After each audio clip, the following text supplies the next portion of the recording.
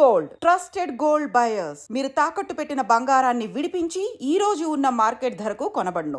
జమ్మూ కాశ్మీర్ పహల్గామ్లో జరిగిన ఉగ్ర దాడి ఘటనకు సంబంధించి ఒక్కొక్కటి భయంకరమైన విషయాలు వెలుగు చూస్తూ ఉన్నాయి.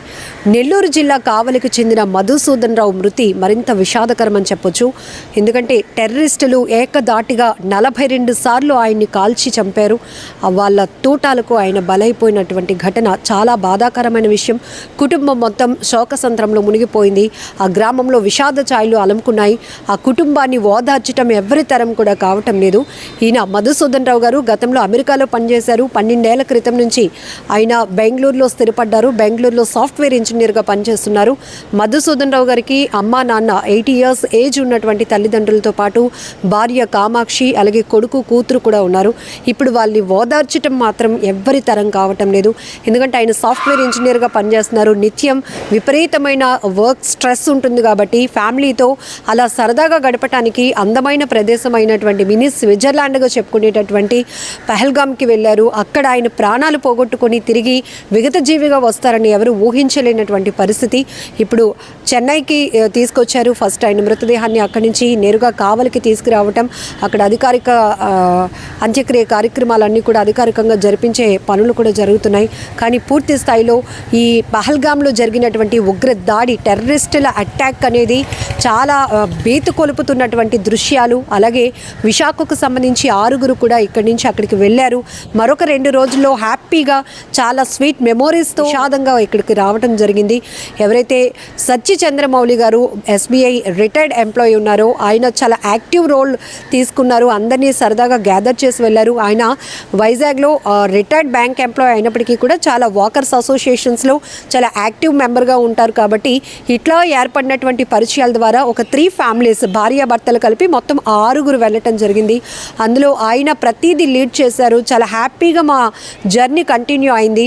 అలాగే మినీ స్విట్జర్లాండ్గా చెప్పేటటువంటి ఆ ప్రదేశానికి మేము కాసేపట్లో ఇక చేరుకున్నాము. అక్కడ చాలా చాలా స్వీట్ మెమోరీస్ మాకు ఉంటాయి. చాలా బాగా ఎంజాయ్ చేస్తామన్న తరుణంలోనే ఆర్మీ అలాగే పోలీస్ యూనిఫామ్లో చొరబడినటువంటి ఉగ్రవాదుల తూటాలకు అమాయకులు బలైపోయారు. టూరిస్టులు అందరూ కూడా బలైపోయారు. ఒక్కసారిగా అందమైన ప్రదేశం కాస్త శోకసంద్రంగా మారిపోయింది.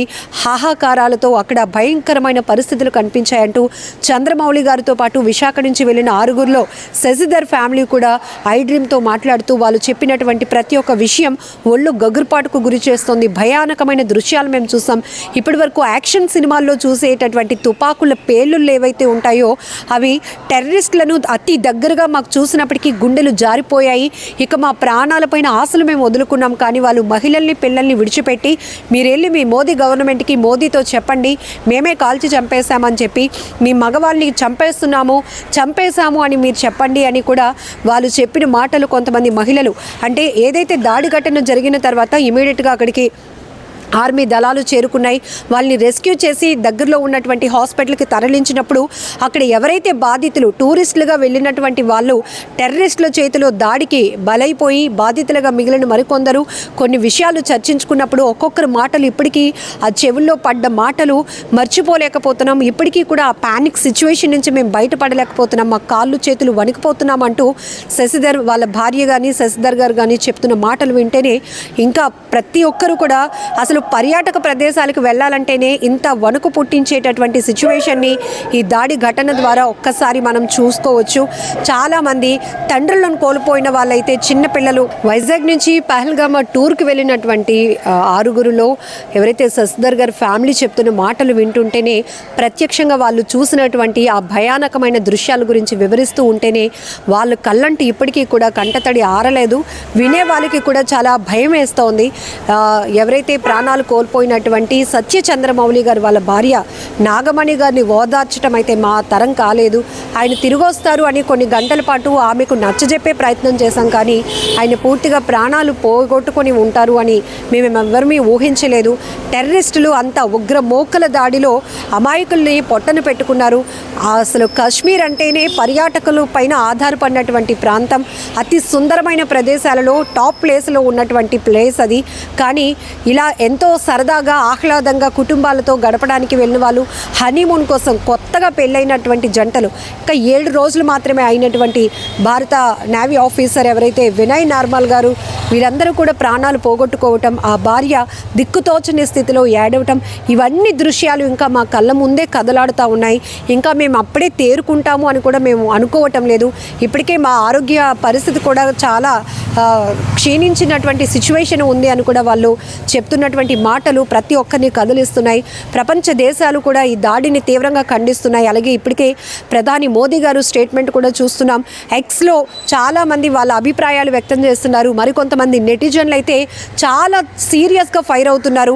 వాళ్ళని పట్టుకున్నా కూడా ఊరికే శిక్షించొద్దు, వాళ్ళకి నరకం అంటే ఎలా ఉంటుందో, అమాయకుల్ని పొట్టన పెట్టుకున్న వాళ్ళకి ఆ నరకాన్ని చూపించాలి, అలాంటి శిక్ష విధిస్తేనే ఈ దాడికి ప్రతీకార చర్యగా ఉంటుందని ఒక్కొక్కరు ఒక్కొక్క రకమైన అభిప్రాయాన్ని వ్యక్తం చేస్తూ ఉన్నారు. ఇక్కడ కేవలం భారతీయుల్ని టార్గెట్ చేసి ఇక్కడ జరిగినటువంటి దాడిలో మతానికి సంబంధించి కాదు, అందులో ఒక ముస్లిం వ్యక్తి కూడా ఏదైతే ఈ ప్రాంతానికి వెళ్ళటానికి కాలినడకన వెళ్లాల్సి ఉంటుంది, లేదు అంటే కొంతమంది నడవలేని పరిస్థితిలో ఉన్న వాళ్ళు గుర్రాల పైన కూడా వాళ్ళని కూర్చోబెట్టి తీసుకెళ్తూ ఉంటారు. అందులో ఒక హార్స్ని ఎవరైతే రైడ్ చేస్తూ ఉంటారో ఆ పర్సన్ కూడా చాలామందిని రెస్క్యూ చేసినటువంటి దృశ్యాలు సోషల్ మీడియాలో వైరల్ అవుతున్నాయి. అతనికి అందరూ కూడా హ్యాట్స్ ఆఫ్ చెప్తున్నారు. ఎందుకంటే అంత రిస్క్ సిచ్యువేషన్లో కూడా తన ప్రాణాలను కూడా పక్కన పెట్టి చాలామందిని రక్షించాలని ఆయన చేసిన ప్రయత్నం కూడా చాలా ప్రశంసలు అందుకుంటోంది.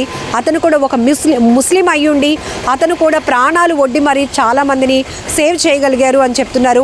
ఇక్కడ మతానికి సంబంధించిన దాడి కాదు ఇది, ఖచ్చితంగా ఉగ్రవాదుల దాష్టికానికి ఖచ్చితమైన ప్రతీకార చర్య ఉండాల్సిందే అంటూ ప్రతి ఒక్క నెటిజన్లు కూడా ఫైర్ అవుతున్నారు. ప్రతి ఒక్క నెటిజన్లు కూడా కేంద్ర ప్రభుత్వాన్ని రిక్వెస్ట్ చేస్తున్న పరిస్థితులు కూడా కనపడుతున్నాయి. మరి ఎలాంటి సిచ్యువేషన్స్ దీన్ని ప్రభావితం చేస్తాయి అనేది కూడా చూడాలి. ఏదేమైనా బాధిత కుటుంబాల్లో మాత్రం అసలు తీరని శోకం నెలకొంది. పూర్తిగా ఆ వీధులన్నీ కూడా విషాద ఛాయలు అలముకున్నాయని చెప్పొచ్చు. ఎవరు తేరుకోవటం లేదు. అపార్ట్మెంట్ కల్చర్ కాబట్టి మా అపార్ట్మెంట్లో ఇలా జరిగిందా, వీళ్ళు ఊరు వెళ్ళి ప్రాణాలు పోగొట్టుకున్నారా అని ఒక్కొక్కరు ఇంకా ఆ షాక్లోనే ఉన్నటువంటి పరిస్థితులు అయితే ప్రస్తుతానికి కనపడుతున్నాయి.